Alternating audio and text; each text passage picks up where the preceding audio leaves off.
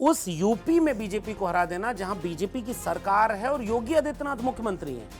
तो मोदी और योगी के सामने कोई नेता खड़ा हो गया, कोई नेता उन्हें सबसे बड़ी हार दे गया, कोई नेता संविधान बचाने की लड़ाई का एक नया नायक बन के उभरा।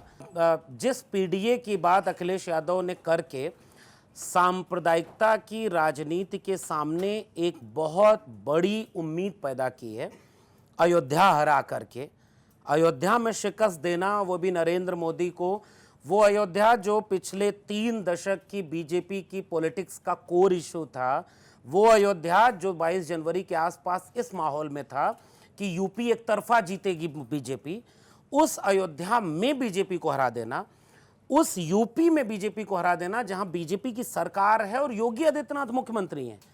तो मोदी और योगी के सामने कोई नेता खड़ा हो गया, कोई नेता उन्हें सबसे बड़ी हार दे गया, कोई नेता संविधान बचाने की लड़ाई का एक नया नायक बन के उभरा। इसके बाद तो खुशी बनती है। मुझे लग रहा है कि अभी वो सफर अधूरा रह गया जिस पे वो लोग लगे हुए हैं कि अभी इस लड़ाई को सामाजिक और राजनीतिक आंदोलन में कैसे बदला जाए। जी लक्ष्मण जी, आपकी अगर आप जिस पार्टी के साथ नजर आ रहे हैं, समाजवादी पार्टी के साथ, उत्तर प्रदेश में इस वक्त सबसे बड़ी पार्टी मत प्रतिशत अगर आप गठबंधन के हिसाब से तो बराबर है, 44% पर आप है, 44% पे बीजेपी गठबंधन है। सीटों के हिसाब से 37 सीटों के साथ सबसे बड़ी पार्टी है। लेकिन बड़े सवाल हैं इस सीटों को लेकर। कहा यह जा रहा है कि मुसलमानों को प्रतिनिधित्व नहीं दिया गया। जो काम बीजेपी कर रही थी वही काम आप कर रहे हैं, यानी कि आप भी मुसलमानों से दूरी बना रहे हैं। क्यों ऐसा क्यों आरोप लग रहा है? बहन जी कहें हमने इतने मुसलमानों को टिकट दिया लेकिन आप लोगों ने डरा धमका के वोट नहीं, मुझे लगता है कि 2 पक्ष हैं इस बात के।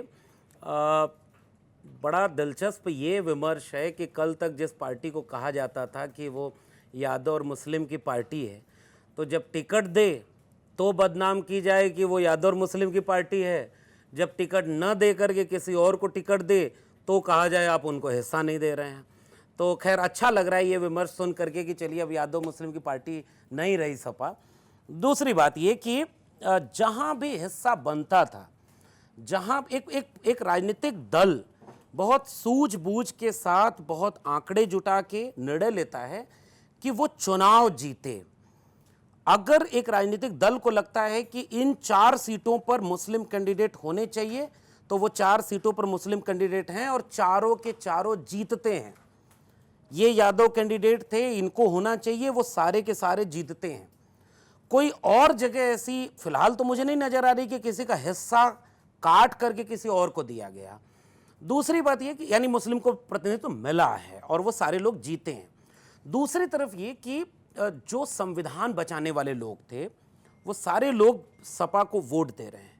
सपा ने पीडीए फॉर्मूला के तहत हर तबके को नुमाइंदगी दी है और उसका फायदा उसे ये मिला है कि अब तक के इतिहास में जब से सपा बनी है एक चुनाव में उसकी सबसे बड़ी जीत है ये। तो कोई पार्टी जीत के लिए अपने पॉलिटिकल गेन के लिए ही लड़ती है और रिप्रेजेंटेशन उसने सबको दिया।